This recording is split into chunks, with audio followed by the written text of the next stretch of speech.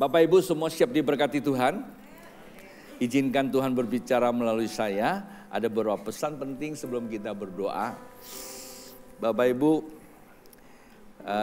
sebelum saya menyampaikan apa yang Tuhan ingin saya sampaikan, saya ingatkan kepada tim saya, para penatua, siapkan diri. Saya memang tidak beritahu, saya lebih suka Bapak Ibu punya hubungan sama Tuhan.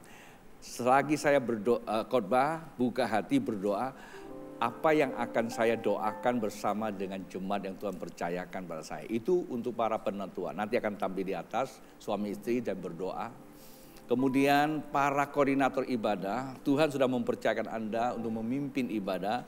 Berapa lama kalian mengambil mandat ini, lalu apa yang Tuhan bicara sama Anda pagi hari ini, lalu Anda bawa jemaat untuk berdoa bersama-sama. Saya sudah buat surat gembala pagi tadi, saya tidak sampaikan apa yang Anda mesti doakan, masing-masing tanya di hati, ya, tanya sama Tuhan, nanti doakan.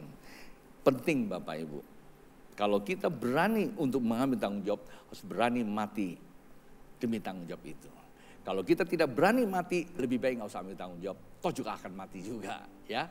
Saya kira itu sangat penting. Jadi saya hanya menghimbau para koordinator, ini bukan waktu untuk kita main-main, dan ini adalah waktu untuk kita sikapi.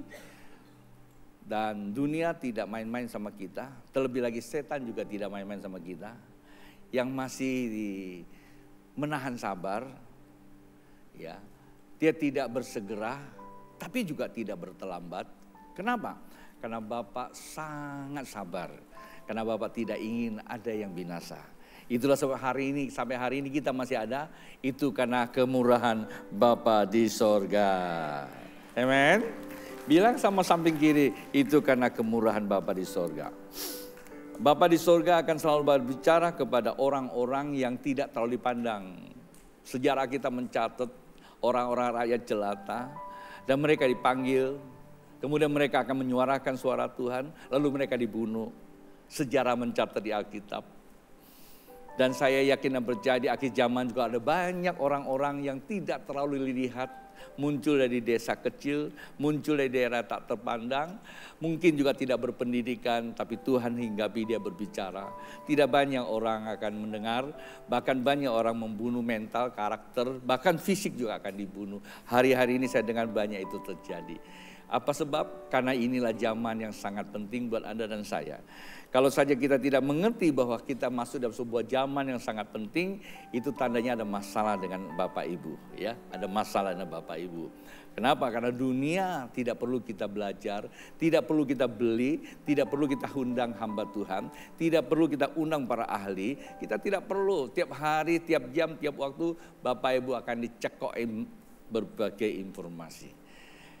Itulah sebabnya saya berkata kalau hari ini masih ada orang bodoh dan orang miskin, berarti itu orang malas saja. Ya, orang malas belajar, orang malas bekerja. Emang isu kita harus kaya. Saya tidak katakan bahwa isu kita seorang kaya, karena kita memang anak orang kaya. Kalau Bapak Ibu tidak berani mengatakan kita anak orang kaya, ya kita akan hidup seperti ini. Pagi tadi saya belanja sesuatu, lalu ada satu bapak, saya bilang saya cari kamu pindah-pindah melulu. Dulu di sana, sekarang pindah di sini. Ada pelang lagi, udah mulai sewakan lagi. Kalau disewakan kan bapak pindah lagi. Dia bilang apa? Iyalah begitu. Saya bilang tuh beli aja itu tempat, nggak usah pindah-pindah. Mana mampu. Nah Pak, jikalau konsep cara berpikir bapak seperti itu, sampai kapanpun bapak tidak akan bisa mampu.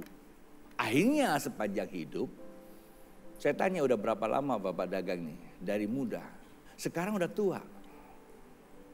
Dan anaknya yang ikutin dia. Nanti akan jadi generasi berikutnya. Pasti itu juga kan. Kayaknya kau bertolak belakang sama Alkitab ya. Daud berkata sejak aku muda sampai aku tua tidak pernah melihat orang benar minta-minta. Bapak Ibu cek kembali. Kalau hari ini kita masih kekurangan. Kalau hari ini kita masih punya masalah dalam kehidupan. Jawab cuma satu. Apakah rel kita benar? Bukti kita tidak benar dalam rel kita, saat waktu ditunjuk kita mulai marah duluan. Paham Bapak Ibu? Itu sederhana Tuhan ajarkan. Membuktikan kamu ada di rel yang benar atau tidak. Begitu ada kebenaran datang, kamu menolak dan kamu akan cari 1000 bahasa untuk menolaknya. Tapi pada saat waktu Anda terbuka hatimu, rela ditegur, rela dididik, sekeras apapun, tapi hasilnya nanti akan menjadi orang yang cemerlang. Dari situlah Tuhan akan bersinar dan orang akan datang kepada Anda untuk bertemu dengan Tuhan. Ada amin? Bapak Ibu, hari ini tema kepedulian umat dalam kemerdekaan Indonesia. Sama-sama katakan kepedulian umat dalam kemerdekaan Indonesia.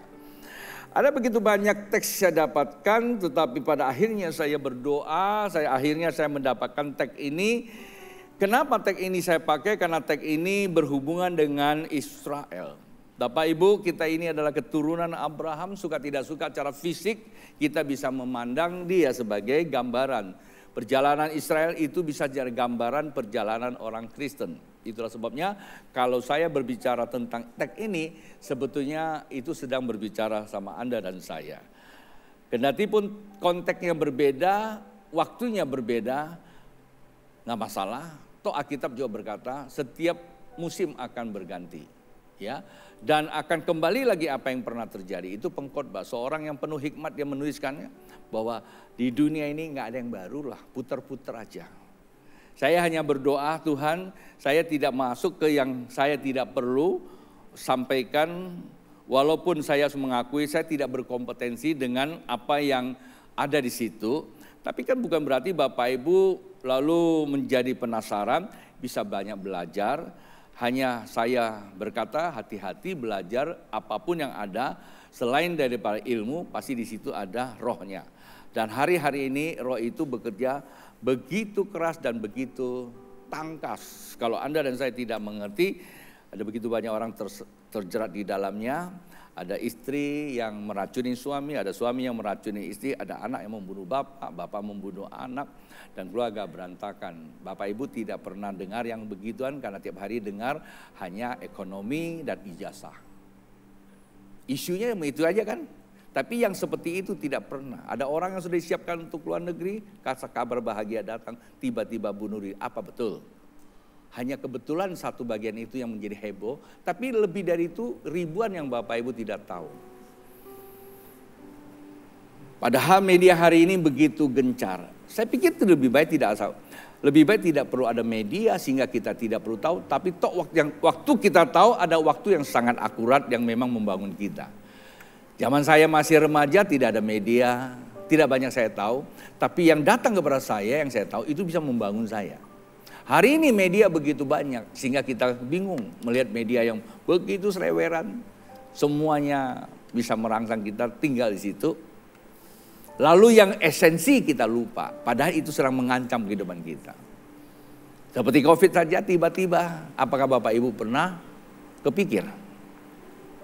Tapi puji Tuhan sebelum itu terjadi, Tuhan sudah kasih saya lihat. Dan waktu terjadi, walaupun saya tidak pernah hidup di masa, tapi saya sudah tahu pernah terjadi pada Black Death itu. Karena pada waktu itu kami masih di kampung, papa mama saya cerita, tiap hari itu orang dibungkus bukan lagi pakai peti mati, tapi pakai tikar. Dan kematian pada masa itu lebih banyak. Pulau Jawa saja berdasarkan data yang saya tahu, hampir 7 juta. 7 juta Bapak Ibu cek aja, itu Black Death. Covid nggak ada kan? Artinya masa-masa itu memang akan datang. Apakah Covid akan datang lagi seperti itu? Saya tidak mengatakan bahwa akan terjadi Covid. Pandemi pasti ada. Tapi apa? Pandemi bisa saja orang akan kehilangan kesadaran manusianya. Lalu tidak tahu siapa dia. Sehingga saling membunuh dan kata-kata caci maki. Alkitab saya berkata seperti itu. Dan itu membunuh mental. Tidak boleh lihat ada orang yang berdiri untuk menjalankan satu rel kebenaran lalu diserang habis-habisan karena kita masih lebih suka kepada dunia berdasarkan fakta yang ada. Dunia berdasarkan fakta yang ada itu tersekat gitu ya. Tersekat oleh pikiran kita. Ya. Apa yang bisa kau pikirkan itulah duniamu. Bapak Ibu sekali lagi, apa yang ada dalam pikiranmu itu lalu di duniamu. Hari ini saya lagi bicara, Bapak Ibu, apa yang ada di pikiran Bapak Ibu terhadap duniamu terhadap saya, gambaranmu terhadap saya. Paham maksud saya? Saya kira ini perlu dicerahkan, penting. Jikalau pikiran Bapak Ibu tidak meletakkan suatu slide yang benar tentang Allah, lalu turunannya kepada apa yang hari ini mesti didengar, Bapak Ibu tidak bisa melihat sesuatu yang clear. Karena dunianya berbeda. Paham ya maksud saya? Dunia Bapak berbeda dengan saya. Seperti itu. Jadi kita bisa satukan dulu cara berpikirnya. Konsep berpikir kita sama, tetapi materinya beda, yaitu firman Tuhan. Oke? Teks yang akan saya bacakan buat Bapak Ibu, saya nggak lari ke sana sini, memang banyak sekali ayatnya. Saya tahu bahwa ini penting, maka saya masuk kepada intinya aja. Yeremia pasal 29 ada beberapa ayat untuk kita menjadi dasar perenungan. Alkitab berkata demikian. Yeremia pasal 29, kita mulai dari ayat ke-7, Alkitab berkata, usahakanlah kesejahteraan kota kemana kamu aku buang. Perhatikan, usahakan kesejahteraan kota kemana kamu kubuang, berarti ada sebuah masa berjalan hidup. Dan berdoalah untuk kota itu kepada Tuhan. Anda dan saya perlu untuk berdoa, sebab kesejahteraan adalah kesejahteraanmu. Kota kita di mana ada, kita tidak bisa bergantung kepada kota. Kita tidak bisa hidup oleh karena kota. Karena kita berkata, kota itu bicara suatu lahan kehidupan. Dan yang namanya lahan kehidupan, dia akan berjalan sesuai dengan kehidupan waktu. Setiap waktu pasti ada perubahan. Ada kala enak, ada kala tidak enak. Dan itu seringkali disebut dinamika. Dan kita tidak hidup oleh bergantung kepada keadaan. Kita ini harus bergantung kepada kebenaran untuk mengubah keadaan, itu yang penting. Sekali lagi bersama saya, mengubah keadaan. Hari ini Bapak Ibu ada begitu banyak orang mengambil sebuah keputusan bergantung kepada keadaan. Kendati pun tidak salah berat karena kita ada pada situasi. Tetapi maksud saya ambil keputusan berdasarkan keadaan kemana kita lari. Yosafat pada saat keadaan tidak menentukan, tidak menguntungkan, dia juga mengambil keputusan oleh karena keadaan. Tapi dia tahu kemana pergi. Dia ukur dengan hatinya. Apa yang diukur? Bahwa masalah yang muncul, yang kuhadapi seizin Tuhan dan Tuhan mau buat apa. Yang diperlukan di situ adalah mengerti kehendak Allah dalam persoalan itu. Bukan kita tidak mengerti lalu kita ketakutan. Ya, lari sana lari sini, kita bukan ketemu Tuhan, kita ketemu hantu. Bapak Ibu bisa ngerti gak bahasa saya? Saya berusaha tidak terlalu dalam, saya bawa Bapak Ibu mengerti. Itu tentang Yosafat dalam kerajaannya. Begitu ada masalah datang, takut gak? Takut. Berita itu namanya. Bukan sekarang saja berita banyak, dulu juga ada berita. Dia takut. Tapi pada saat dia takut, dia tahu bahwa dia itu raja. Bapak Ibu, raja tidak pernah ada tanpa campur tangan Tuhan. Ada amin? Tuhan akan selalu hadir dalam kenyataan. Tuhan tidak hadir dalam bentuk sesuatu yang sulit diterka. Tuhan tidak datang main namanya game. Sekarang ada banyak game sana game sini. Ada money game, ada sum game, macam-macam. Tapi Tuhan tidak datang seperti itu.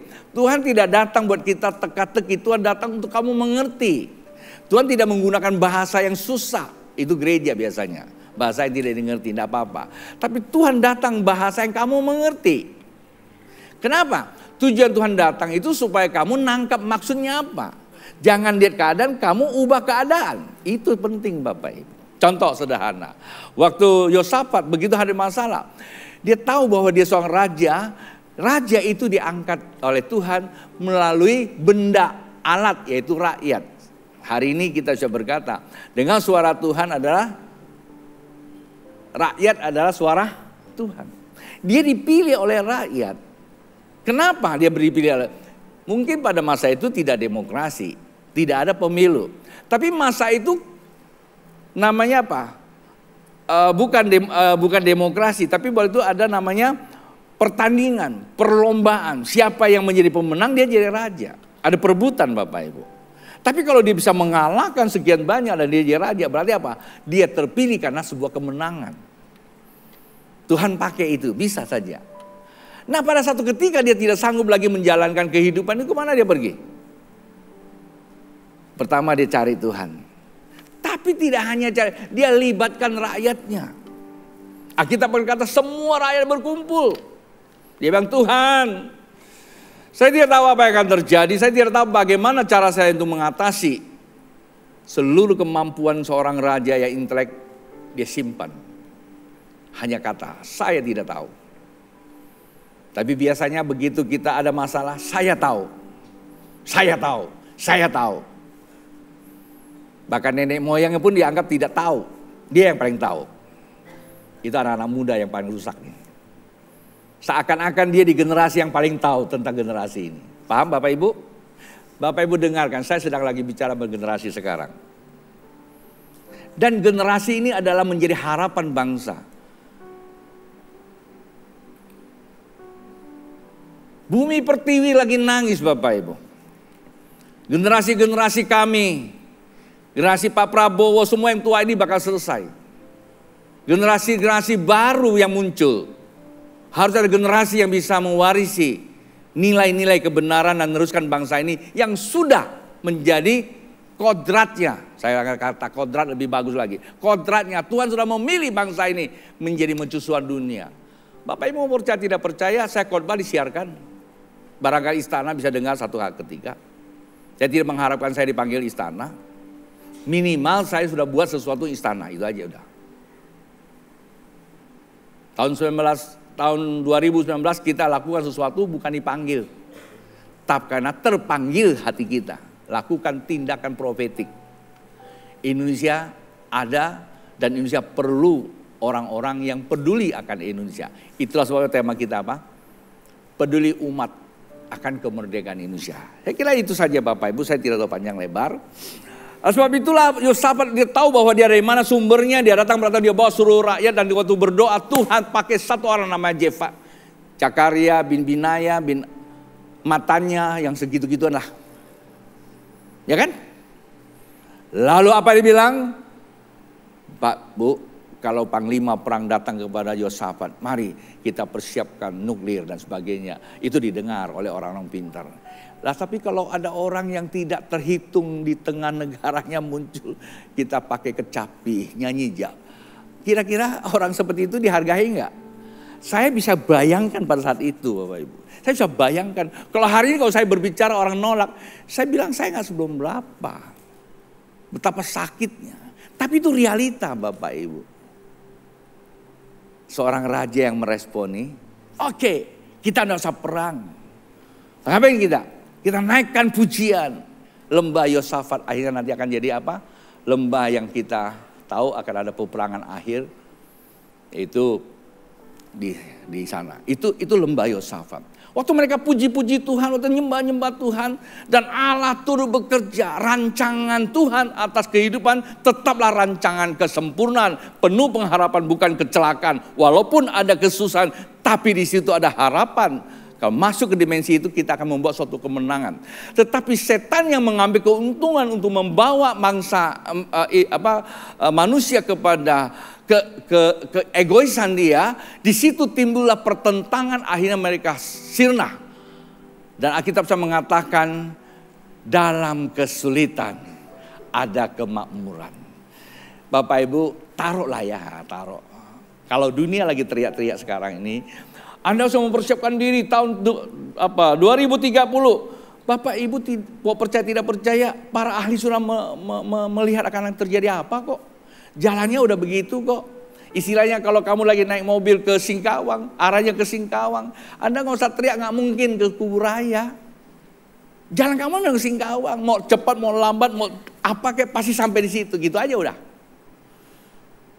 Tapi bagi mereka yang tahu mereka sudah mempersiapkan diri, di samping mempersiapkan diri mereka mencari keuntungan untuk menjerat orang lebih banyak masuk ke dalam apa? Jeratan mereka. Nah, anak Tuhan apa ikut-ikutan? Hari ini saya tidak minta Bapak Ibu ikut suatu seminar dengan bahan-bahan, pendeta paling pintar tuh saja.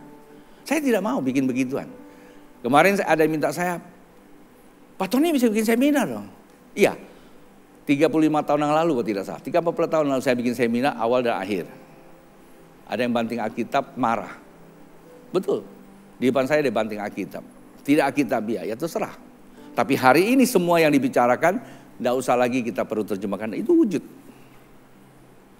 Sebagian besar yang ikutin seminar itu masih tahu, bukunya masih ada. Pada waktu itu kita sangat minim dengan peralatan. Minim informasi. Tapi Tuhan kirim data-datanya sehingga saya bisa menyelesaikan kurang lebih 3 bulan seminar itu.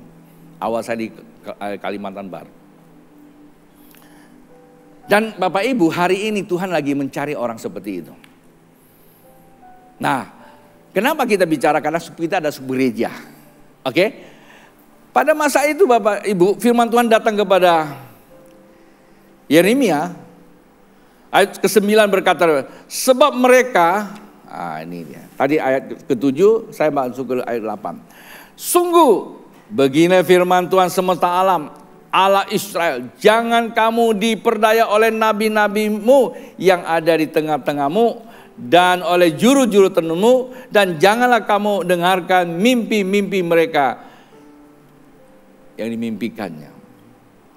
Ayat 9, sebab mereka bernubuat palsu kepadamu demi namaku, aku tidak mengutus mereka, demikianlah firman Tuhan. Bapak Ibu, 3 ayat, nanti saya ada tambah beberapa ayat.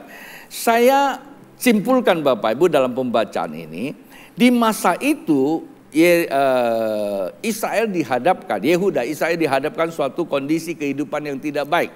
Bahkan kalau kita lihat Alkitab, dia sudah ada di pembuangan. Artinya kondisi itu adalah kondisi yang sangat amat mencekam. Karena tinggal di satu keadaan yang tidak ada lagi pemimpinnya. Yeremia itulah datang untuk menguatkan mereka. Kita boleh tersandra, kita boleh terpuruk, kita boleh mengalami situasi apapun, tapi kita tidak boleh tawar hati, kira-kira seperti itu. Bukankah itu juga pantas hari ini saya datang kepada Bapak Ibu? Suka tidak suka, langsung atau tidak langsung Bapak Ibu hari-hari ini juga dengar berita. Mungkin Bapak Ibu berkata, enggak loh saya nggak ngalami. Iyalah Bapak Ibu, kita masih punya logistik. Rasanya nggak ada masalah. Tapi Bapak Ibu pernah nggak turun ke bawah? Saya pikir Pastor Sukardi yang banyak kemana-mana perlu bikin data juga. Kemarin saya ada seorang anggota DPR pas depan rumah saya banyak cerita. Karena dia suka turun, apa namanya itu? Kalau turun namanya apa? Apa istilahnya? Dan dia lapor sama saya, cerita-cerita. Sangat mengerikan Bapak Ibu. Situasi di daerah-daerah tertentu. Karena mereka tidak tahu mesti buat apa. Tidak usah bicara luar, bicara dalam saya. Banyak datang konsultasi sama Pak, deposito sudah habis dimakan. Saya punya deposito nggak habis. Saya nggak punya deposito, tabungan nggak habis. Dimakan saya bilang. Karena kertas, saya simpan nggak tahu catatannya nggak ada. Kalau perlu luar negeri aja saya baru plan untuk luar negeri. Ya, itu pun minta bantuan sana sini supaya cukup datanya. Ngerti lah maksud saya ya. Tapi ada sebagian orang sudah hampir habis makan deposito, makan tabungan, makan ini, makan itu. Lama-lama semua dimakan. Boleh saya bilang, tapi jangan makan hati aja. Saya sedang bicara demikian, jangan-jangan Bapak Ibu di sini sedang merasakan. PHK di mana-mana terjadi. Itu keadaan. Suka tidak suka akan ada. Dan dunia tahu kok kemana akan larinya nanti. Hanya sebagian Bapak Ibu yang tidak masa baby boomer tidak tahu. Saya waktu itu masih remaja, kami ngalami. Punya uang nggak bisa beli. Kita pikir kenapa ya uang nggak bisa beli. Oh, sehari ini saya tahu punya uang nggak bisa beli apa-apa. Alkitab kata apa? Secupa sedina atau secupa 2 dina. Artinya semua uang kita tidak ada artinya, tidak bisa belanja. Apakah itu karena deflasi, inflasi? Ya inflasi ya, nggak salah ngomong. Bapak Ibu minum ini berapa duit? Berapa? 5.000 ya? Murah kan? 5.000 masih.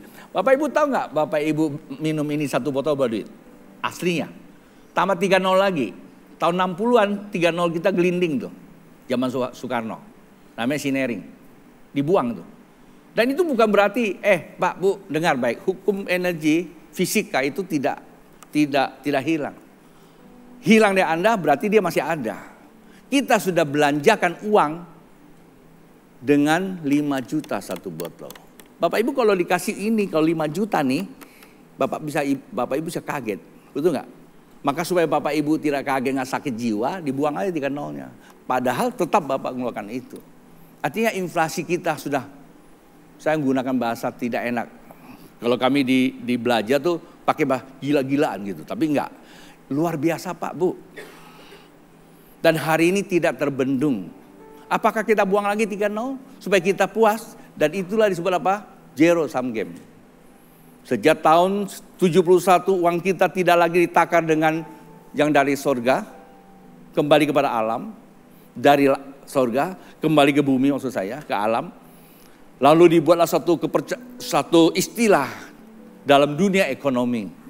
Oleh seorang bernama Nixon, presiden berkata, "In God we trust." Di dalam Tuhan saya percaya. Fiat keluar tanpa ada lagi current, ya, nggak ada garansinya. Cetak sebanyak-banyaknya. Dan itu kejadian Pak Bu. Saya tidak takut-takutkan. Dan saya cuma hanya mau berkata satu hal. Alkitab saya mencatat. Setiap satu masa, jikalau ada orang yang coba menyelesaikan masalah dengan cara dia. Alkitab katakan, barang siapa yang ingin menyelamatkan nyawa, dia akan kehilangan nyawanya. Kita lihat dari zaman Nuh, zaman Nimrod. Dan Alkitab katakan, dan satu saat Babel akhir zaman akan runtuh. Apa itu? Babel itu hanya terjebak 3 hal. Di mana setan datang kepada Adam dan Hawa. Dan itu dia datang kepada Tuhan Yesus. Yang pertama ekonomi. Yang kedua politik. Yang ketiga keyakinan, budaya yang sosial. Itu yang ditawarkan. Dan semua masa lalu itu terjebak. Kristus yang bisa bebas dan itu merdeka. Kalau Indonesia merdeka, saya katakan iya, cara yuridis kita udah merdeka. Cara yuridis kita merdeka, cara de facto dipertanyakan. Karena kemerdekaan bangsa kita tidak hanya secara di atas kertas. Absolut adalah rakyatnya. Pertanyaannya kita merdeka belum? Jangan-jangan sebagian kita belum bayar pajak. Lalu berusaha coba bagaimana merekayasa pajak yang usah bayar. Apakah itu sebuah orang merdeka? Psalm 21 diberikan visi untuk melihat kita baik umat pemenang. Apakah kita berani ambil cawan perjamuan kudus, lalu kita sebut kita pemenang, padahal kita nggak berani bayar pajak. Itu dunia nyata. Dengan dunia nyata saja kita susah tuh mengerti. Bapak Ibu saya bicara dengan duniawi loh. Kita susah ngerti. Bagaimana saya bicara rohani? Maka tidak heran Bapak Ibu per bulan juga dia mau bayar kan? Janji-janji tinggal janji. Ini rasanya surga itu jauh banget gitu. Dia masih mau hidup 1000 tahun. Pak Bu, kita perlu kekuatan. Saya tidak lagi mengancam, tapi saya sedang mencerahkan. Bukan mencelakakan. Saya sedang membina, bukan membinasakan. Hari ini kesempatan untuk kita menangkap sesuatu. Persoalan sedang terjadi, tapi kita jangan simpan persoalan di hati kita. Clearkan. Setelah itu kita akan bangun negara ini bersama bangsa kita. Dengan cara kita berdoa, biar Tuhan akan munculkan orang-orang hebat. Siapa tahu dari sini muncul orang-orang hebat. Lalu kita masuk ke dalam rancangan Tuhan. Apa itu? Kalimantan adalah berkat buat bangsa-bangsa. Borneo blessing. Bapak Ibu, saya temukan 3 hal di sini untuk kita bahas hari ini. Kalau kita bicara suatu perjalanan hidup, ada zamannya. Tasya nggak usah bicara lagi. Ada Tuhan, ada manusia, ada setan. Dan akhirnya saya catat ada 3 roh. Roh Tuhan, roh manusia. Dan kalau Bapak Ibu baca di dalam Alkitab, 1 Korintus pasal yang kedua, ayat 12, di situ ada namanya roh dunia. Siapa roh dunia? Seluruh aset kehidupan itu ada spiritnya. Loh, berarti duduk di bangku ada roh juga dong. Saya kadang-kadang senang dengan bahasa Tionghoa. Bahasa Tionghoa itu banyak rohnya. Buka pintu, mengsin. Masak di dapur, causin. Ya kan?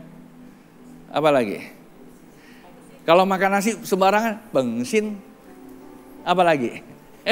Semua ada sinnya. Saya dulu waktu masih belum jadi orang Kristen, ya aja. Tapi jadi orang Kristen bilang, banyak sing-sin mulu. Tapi setelah saya mendalami, Tuhan bicara sama saya.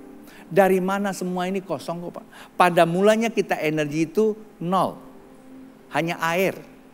Alkitab kata. Tetapi karena Tuhan berfirman, firman itu perkataan Tuhan. Perkataan Tuhan itulah dikatakan berita baik. Sabda, perkataan. Isinya apa? Isinya logos. Jiwanya Tuhan. Logos itu ada rohnya Tuhan. Maka dikatakan oleh penulis kitab Roma pasal 8-10 bahwa roh itu kehidupan. Jadi seluruh kehidupan itu adalah rohnya, kan ada firmannya. Hanya saja kehidupan ini benda mati dan benda hidup. Bangku itu benda apa? Mati. Pohon benda hidup enggak? Hidup. Ya, Anda tebang besok hidup lagi. Hanya dia tidak bernyawa. Binatang benda hidup enggak? Hidup. Bernyawa enggak? Bernyawa. Bisa berpikir enggak? Bisa.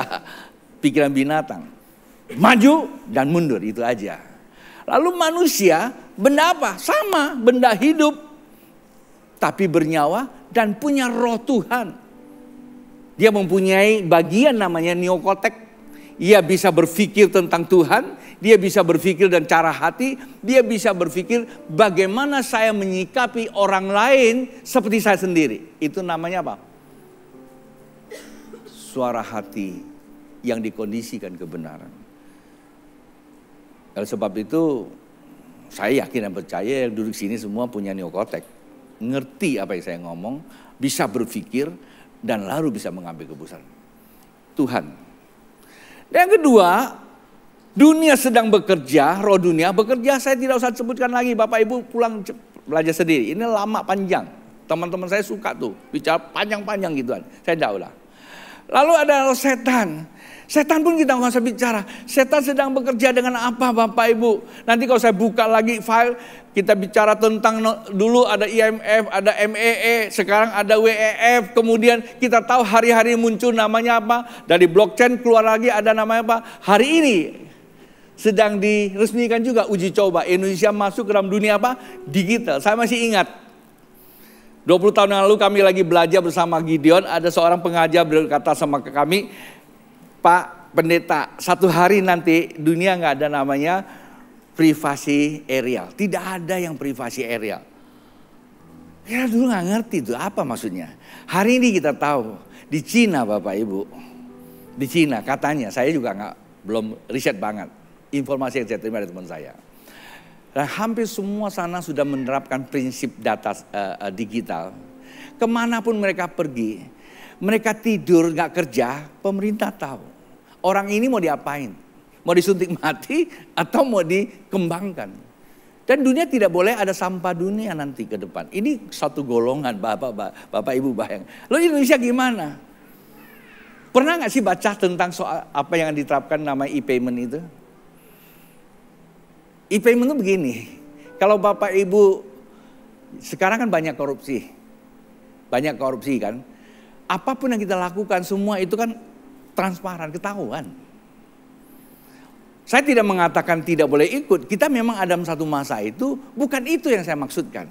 Yang terpenting nanti saya menutup khotbah saya untuk mengajar Bapak konsepnya. Oke, itu. Hari ini saya akan bicara tentang pekerjaan Tuhan atas bangsa kita, itu yang penting. Lalu mengapa hari ini kita ada, lalu kita mau deklarasi. Berhubungan dengan hari ini, saya ambil. Kata Tuhan apa? Usahakanlah, berarti apa? Berbuat sesuatu dong. Doakanlah, berarti ada hubungan sama atas. Dan ketiga apa? Hati-hati ada nabi palsu. Udahlah, saya nggak usah bicara nabi palsu apa. Berita-berita yang Bapak Ibu tiap hari itu dengar, ada yang benar, ada yang tidak benar. Persoalannya Bapak Ibu bisa ngerti nggak? Bisa verifikasi nggak mana benar, mana tidak benar? Itu yang pertama. Yang kedua, jikalau Bapak Ibu mengatakan itu benar, kenapa Bapak Ibu karena Bapak Ibu tertarik oleh energinya. Itu yang kedua. Kalau Bapak Ibu sudah tertarik energinya, bisakah seorang penasihat menasihati Bapak Ibu? Tidak bisa. Kalau bahasanya tidak sesuai dengan energi itu, Bapak Ibu akan berapa? Kamu nggak tahu sih. Kalau ketinggalan zaman sih, kan gitu. Ini kondisi sekarang. Alkitab sudah katakan satu masa yang paling sukar. Inilah saat sekarang. Itu sebabnya berita-berita ini terlalu banyak. Saya tidak singgung. Saya hanya berdoa Bapak Ibu mengambil waktu. Nanti akan saya tutup dengan closing itu, kesimpulannya. Dan ke depan kita akan kembalikan basic dan kebenaran Tuhan ada di gereja Tuhan. Tapi yang saya mau ucapkan adalah pekerjaan Tuhan atas bangsa kita ini. Oke, beberapa waktu ke depan saya bicara. Pertama Bapak Ibu, kenapa hari ini kita ada deklarasi berdoa untuk menyatakan bahwa Kalimantan itu adalah berkat Tuhan. Maka disebut apa? Borneo blessing. Ya, Borneo blessing. Kenapa? Perlu bertanya Bapak Ibu. Kalau kita tidak mengerti, kita akan menjadi orang yang menentang dan menghambat. Betul nggak? Saya bicara ini tahun 2022 Bapak Ibu. Saya tahu bangsa ini lagi nangis. Bahkan Tuhan pun nangis. Saya kadang-kadang juga udah jadi letih lesu. Pikir mau apa lagi gitu loh. Tapi karena saya nggak bilang saya rajin ya. Saya cuma pikir saya ini habiskan waktu saya banyak di rumah. Cuma merenung. Di depan layar TV saya baca-baca Alkitab. Saya suruh orang-orang bacain buat saya. Banyak buku saya baca. Pakai monitor. Saya agak malas baca itu buku. Ya udah saya klik aja. Ini bilang tuh siapa orangnya? Nggak tahu lah. EA kali saya bilang. Ya bacain aja. Dari situ saya pelan merenung. Tujuan apa? Bukan buat saya. Buat Anda semua Bapak Ibu. Ketika saya bicara pada Bapak Ibu. Apa risiko saya? Belum tentu diterima. Dicuekin lebih banyak kadang-kadang. Tapi saya senang juga, banyak yang terima. Bahkan bukan di jemaat juga banyak yang terima. Hari-hari ini saya dapat banyak orang confirm dibilang, akhirnya saya bilang sama mereka, ayo kita buat sesuatu. Nah itu yang penting buat sesuatu. Tapi kalau bicara ini kok panjang repot. Orang yang tertarik, nah kita sharing, kita bicara. 15 tahun yang lalu kok tidak, 10 tahun yang lalu kami bicara warung kopi oleh beberapa teman yang punya kapital. Saya sampaikan sesuatu dan begitu sampai pada mau realisasi nggak ada yang mau lanjut. Karena nggak mau lanjut barang itu jadi hilang. Hari ini barang itu dipromosikan oleh Pak Prabowo waktu dia kampanye. Semua iya coba dulu nganganang co. Oh mau ngasus ngata ya cola. Ngerti nggak? Dia bilang maksudnya bodoh-bodoh kita bikin apa yang kata Pak Ben. Masa ngomongan saya dibilang diterima dengan bodoh-bodoh? Saya bilang, justru karena bodoh kamu gak bisa kerja. Kalau waktu itu kamu berani take action, hari ini kamu menjadi berkat buat banyak orang.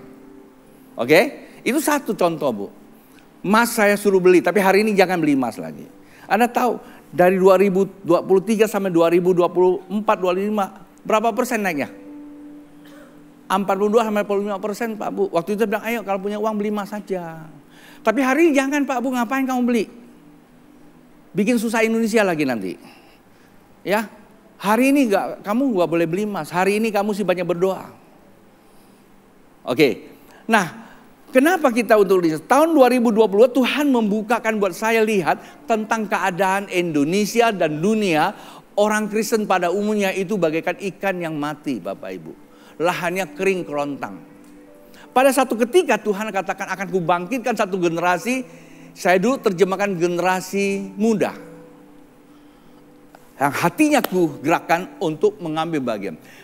Pak Bu, sejak tahun 2022 kita lihat generasi muda bangkit di Pontianak ini. Di gereja kita. Hampir semua sektor pelayanan mereka digerai oleh anak muda. Saya bilang sama Yusak, kamu tahu ini apa yang sedang terjadi. Melalui dancer, melalui semua media semua. Tapi saya bilang, anak muda jangan berhenti sampai sini. Tanya Tuhan, kembangkan. Jangan cuma hanya ada di dalam tapi jadi keluar. Walaupun sebagian kita tidak tahu apa yang sedang terjadi di luar. Di beberapa kota yang kami datangin dan mereka terinspirasi. Dan mereka bersaksi sedang mengalami revival. Dan itu bagian dari perjalanan waktu 2020 sampai dengan hari ini. Yang paling serius Bapak Ibu sih nangkep. Tuhan tidak berhenti berbicara sama kita.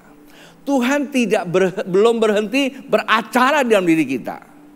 Tapi kalau kita tidak menjalankannya, kalau kita tidak meresponi dan kita berjalan bersama Dia, saya khawatir nanti kita ditolak pula. Ya. Jadi tahun 2025 ini awal tahun Tuhan sudah berbicara sama kita menjadi pemenang. Artinya apa? Kata pemenang kita harus berhasil mengalahkan suatu kondisi dulu. Setelah kita jadi pemenang hari ini Bapak Ibu, lalu apa yang dikatakan Tuhan?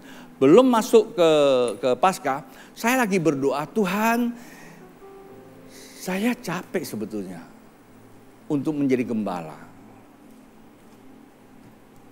Bahkan saya pernah berkata, kayaknya tahun ini saya mau lepas pengembalaan, saya mau pengen misi aja untuk jadi mentor.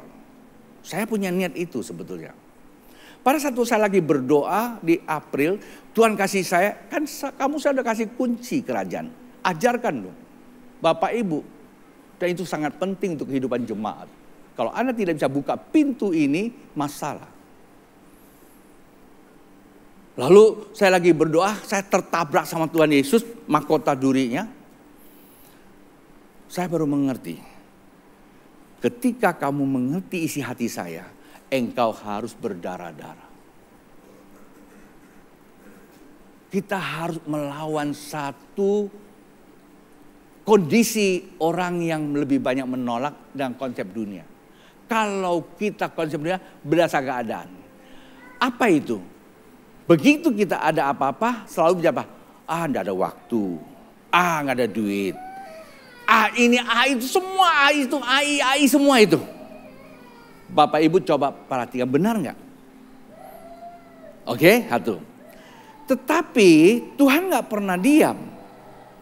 Sampailah satu ketika saya lagi berdoa, pada saat itu Tuhan bicara sama saya, jangan hemat kembangan kemah, tapi harus kuatkan patok. Artinya iman mesti dikuatkan. Baru kita bisa keluar. Kenapa kita tidak bisa keluar? Karena kita belum memiliki iman standarnya Tuhan. Dan waktu saya berdoa, Tuhan katakan, saya akan jadikan Kalimantan itu adalah berkat. Borneo blessing. Wah, malu-malu saya teriaknya. Borneo blessing. Walaupun saya pernah ngomong, tapi itu pun malu-malu. Alah, malu-maluin aja lah. Aku ingat Amos juga gitu kan. Kalau ngomong lalu diteriak-teriakin. Ya mau ngomong apa? Kecuali kalau saya datang dari bukit sana, dari gunung sana, mungkin beda ya. Udah. Saya nggak berani bicara. Datang, Tuhan kirim seorang bernama Sam. Nah, sebenarnya saya tidak terlalu tertarik dengan namanya hamba-hamba Tuhan yang saya tidak kenal. Tapi pada saat waktu saya dengar dia yang kedua kalinya, hati saya berbicara sesuatu. Kamu mesti bawa semua tim kamu dengarkan dia. Semua mesti dengarkan. Saya hubungi tim doa saya. Kita dengar para penatua. Dia mau sampaikan apa? Ini penting Bapak Ibu, hari-hari ini kita harus rendah hati dengar. Jangan pelihara kesombongan kita. Mentang-mentang kita pendidikan tinggi. Saya tidak mengatakan pendidikan tinggi itu salah. Saya juga sekolah, saya belajar Bapak Ibu. Tapi bukan itu isu kita. Isu kita adalah kerendahan hati. Kami dengarin. Di saat waktu dia dengar, saya melihat di atas saya itu terbuka langitnya. Saya nggak ngerti itu apa. Tapi yang saya tahu itu yang pernah datang ke saya yang puting beliung itu. Dan yang kita buat di gambar kita punya logo tahun 33 tahun lalu saya ke Pontianak waktu diutus dilihat oleh seorang ibu. Itu nyala di atas saya.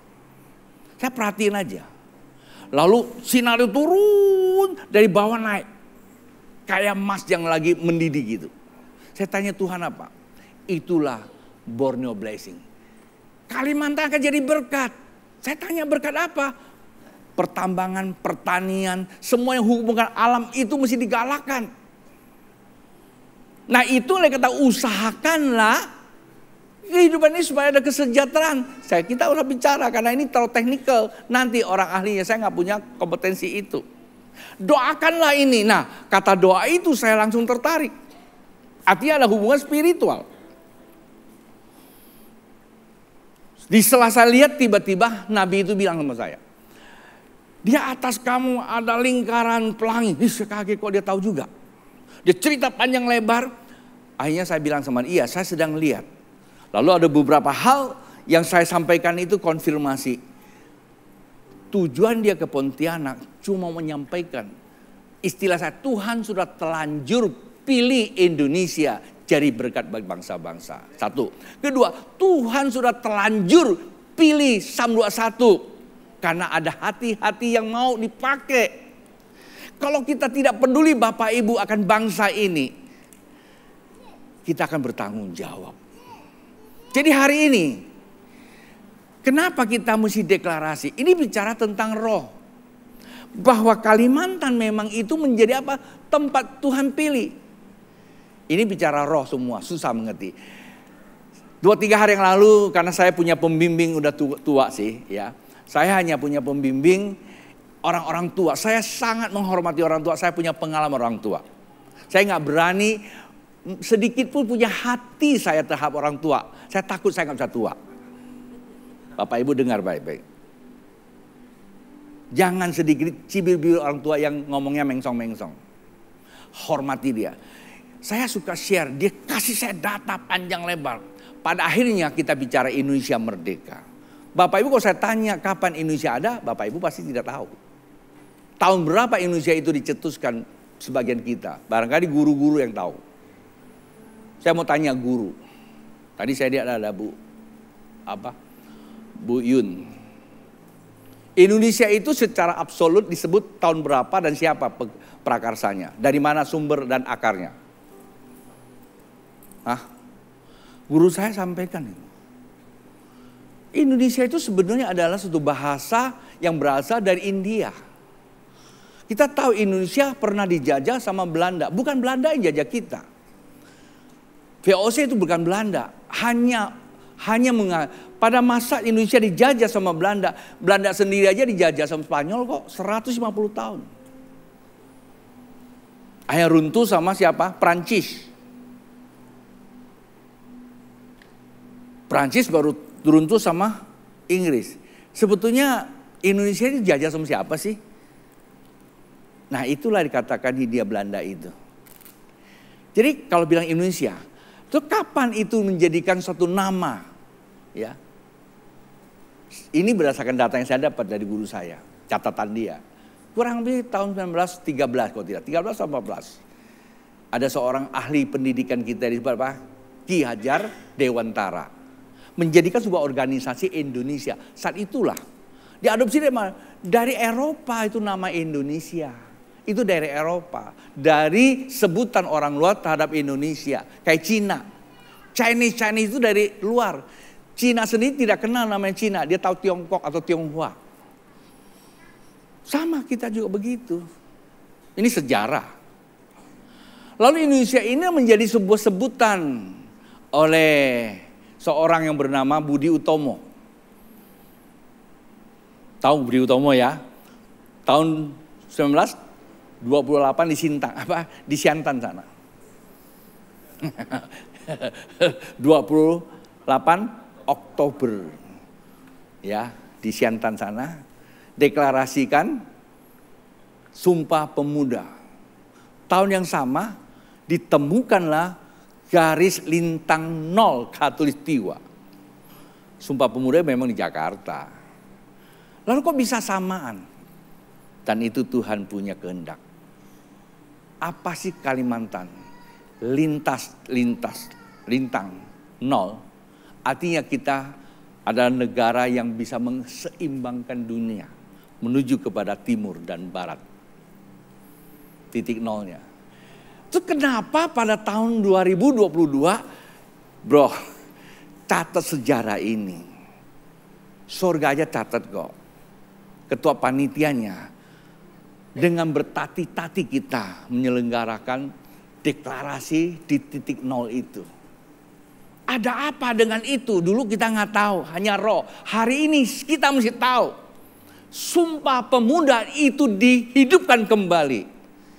Sumpah Pemuda ada darah dan nafas roh Nusantara yang pernah mati. Saat waktu Gajah Mada mengangkat Sumpah Palapa, tidak akan pernah mataku tutup sebelum Nusantara itu muncul. Di abad ke-13, kemudian di abad ke-14, Nusantara yang kita kenal Indonesia. Dengan Garuda Pancasila setelah merdeka. Kita pernah sampai ke mana? Sampai ke Hawaii, Panama. Presiden Panama itu orang Jawa, Bapak Ibu. Kita pernah kuasai, kita pernah menjadi berkat buat bangsa-bangsa. Karena kita sih mempunyai semua kelengkapan hasil bumi. Anda boleh tinggal di Eropa. Pak Julius Ishak mencatatkan suatu catatan, dia bilang sama saya, Pak Tony, ada seorang ahli dari Belanda bilang, sejak dia menyelidiki dan dia keliling dunia, dia belum pernah lihat Indonesia ada yang mati kelaparan dan mati kedinginan. Tapi di luar negeri sana banyak. Hari ini Bapak Ibu kalau matanya bisa buka, lihat Inggris. Lihat Amerika. Yang namanya kematian, PHK, tidak terbendung Bapak Ibu. Saya berpikir, kata Bill Gates satu hari akan terjadi itu. Nanti akan banyak monster yang namanya zombie-zombie itu Bapak Ibu. Saya lagi bukan nakut-nakutin, tapi saya mau cerita satu hal. Indonesia adalah satu bangsa yang paling lengkap. Dengan musim lintang, 0. Nggak panas, nggak dingin. Ada hujan, ada kemarau, sedikit. Tapi menuju kepada apa? Rancangan Tuhan. Saya tidak bicara sejarah yang karena saya dapat bukunya terlalu tebal bacanya. Tapi saya mau katakan Indonesia adalah biji mata Tuhan. Dari kapan? Sejak Wijaya mendeklarasikan Nusantara dengan kekuatan sayap Garuda mengalahkan Mongol. Belakangnya saya nggak usah cerita panjang lebar. Begitu mengalahkan Mongol, muncullah Mojopahit. Akhirnya kita tahu runtuhnya di Brawijaya 5. Oleh karena ekstrim kiri dan kanan dari dalam. Sehingga Nusantara runtuh. Apakah hilang? Tuhan tidak pernah hilang. Nusantara yang runtuh itu dia bersemayam di Bali, Denpasar. Spirit Garuda bersemayam di Kalimantan Barat. Dulu Kalimantan satu Bapak Ibu. Tahun 58 politik memisahkan ada utara dan barat. Indonesia pertama berdiri, Nusantara adanya di Kutai Kartanegara. Sekarang Kalimantan Timur. Oke, singkat saja. Apa sih titik temunya? Cerita, legenda, dan ada manuskripnya. Ada di Belanda, sekarang ada di India. Terbaca, saya dapat dari Bang Nursena. Di situ dikatakan ada satu kisah, legenda dicatat. Majapahit runtuh, 500 tahun kemudian atau 5 abad akan kembali lagi. Tahun 14, abad 14 hilang. Tahun 19 dideklarasikan kembali spirit pemuda, spirit palapa. Tahun 45, hari ini kunyatakan Indonesia merdeka dan dideklarasikan oleh Soekarno. Dan Nusantara menjelma menjadi Indonesia. Menyatukan pulau dan antara yang disebut Indonesia. Tahun yang sama Garuda harus dikembalikan. Sultan Hamid yang menjadikan bagian daripada Mojopahit mengembalikan Garuda dengan simbol Garuda Pancasila hari ini. Bapak Ibu, bukan kebetulan kita ada di Kalimantan. Pada abad hari ini kita belum punya nama sendiri. Indonesia sebutan orang asing. Kita belum punya otoritas sendiri. Kita dikendalikan asing. Kita tahu Jokowi ada seorang presiden. Kalau Anda tanya bagaimana sepak terjang Jokowi, saya tidak mau lihat. Tapi saya lihat bahwa dia dipakai Tuhan. Dia menggagas pikiran Soekarno. Lalu dia mencetuskan IKN, Ibu Kota Nusantara. Apa hubungan sama kita? Saya juga tidak tahu. Tahun 2019 begitu ada pengumuman bahwa ibu kota akan dibangun di timur, saya tergerak ke sana. Saya ajak Ayub ke situ, walaupun waktu itu belum lihat tempatnya. Saya cuma pengen doa. Saya hanya jalan sebagai orang bodoh. Dia sendiri, gereja nggak ngeluarin duit Bapak Ibu. Saya karena dibawa sama Ayub ya lumayan lah. Kalau ada bawa orang yang toke-toke gitu kan. Kita lakukan tanpa tahu apa-apa. Di saat COVID Bapak Ibu tahun 2022, di saat-saat kita lagi dapatkan mandat ini, saya lihat kembali di TV waktu saya mau pergi ke Sintang. Di TV muncul bahwa titik nol pembangunan ibu kota Nusantara sudah siap dan akan diresmikan oleh Pak Jokowi. Hati saya katakan pergi. Letakkan batu pertama. Imam perlu. Doa perlu. Nanti usahanya pemerintah. Kami pergi. Bapak Ibu tahu nggak? Waktu saya dapat mandat ini, Johan kembali bergabung. Johan digerai Tuhan mau pergi bersama. Kita pergi aja naik pesawat via Jakarta. Oke? Dia bilang saya siapkan tiket semua. Hari-harinya saya dihantam kiri dan kanan.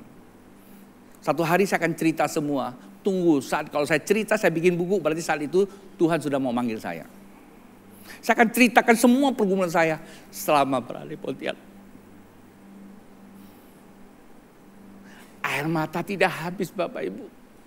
Sebagian besar datang dari dalam semua. Bukan dari luar. Muncul yang aneh-aneh. Saya akan tulis. Saya pernah tulis catatan di buku saya hanya dengan samaran.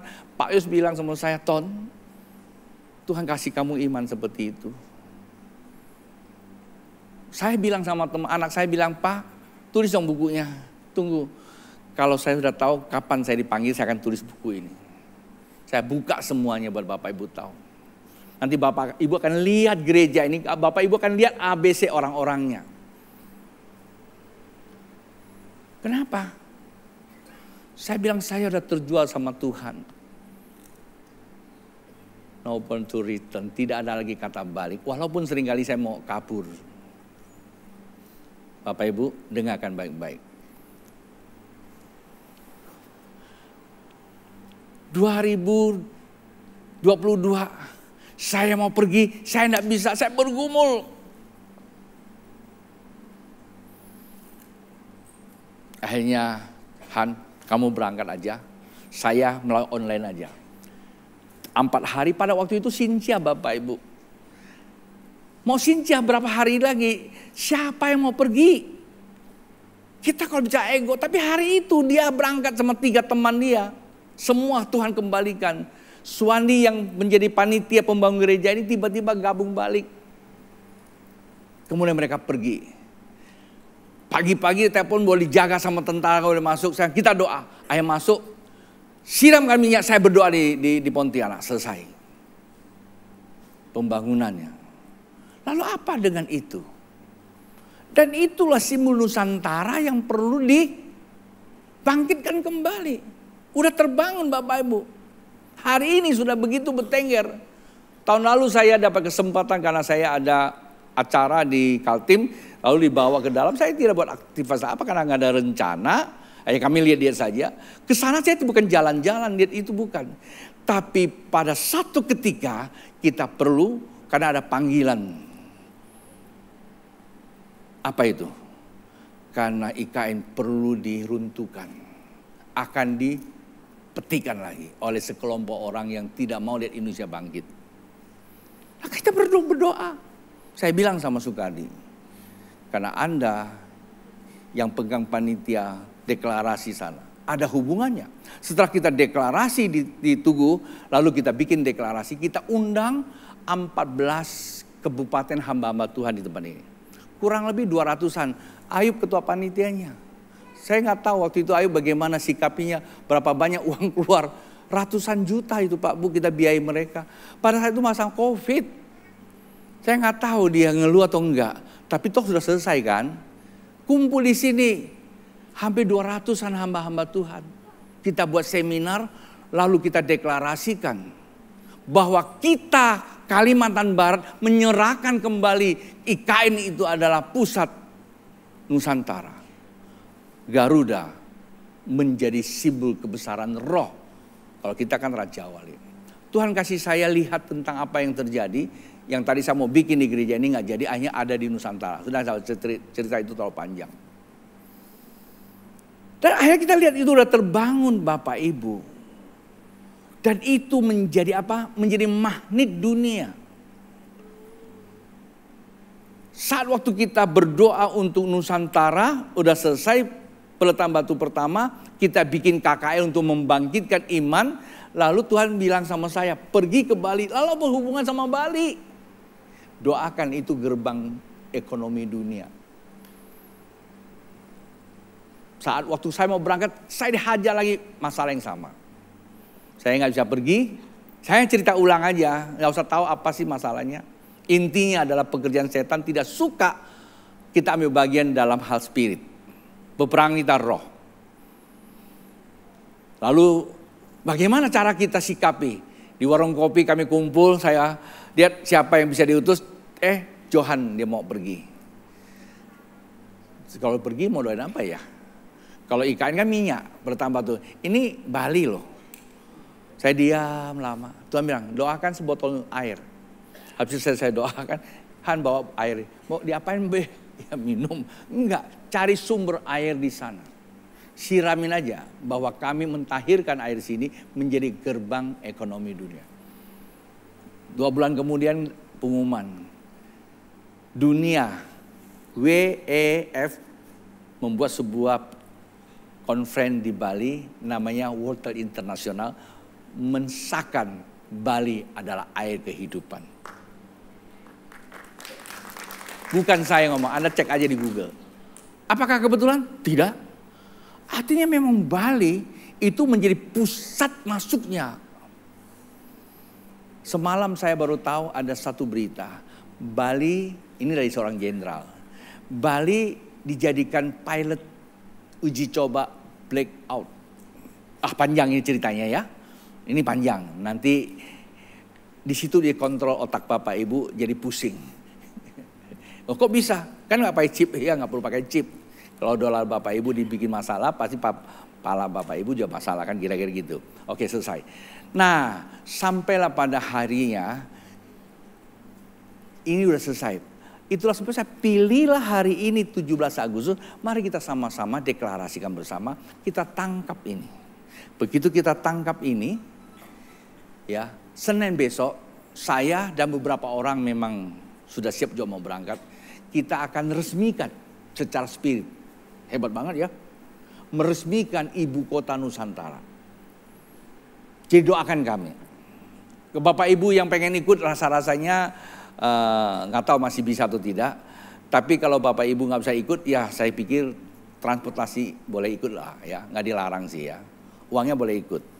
Kalau Bapak Ibu mau ambil bagian, kami berangkat dengan biaya masing-masing. Toke banyak juga ikut kok. Ada toke cang, ya, toke sana, toke sini, ya. Jadi saya kira itu aja saya sampaikan kepada Bapak Ibu. Dan pada akhirnya kita mau deklarasi bersama. Apa yang Tuhan nyatakan alam roh, kita sama sepakat bahwa kami menerima. Kemuliaan Tuhan ada di tengah kota Kalimantan. Dan Kalimantan menjadi berkat buat Indonesia, buat bangsa-bangsa. Doakan supaya apa yang kami jalankan bukan karena keinginan manusia tapi keinginan Tuhan. Tuhan memberkati. Mari panggil berdiri Bapak, Ibu.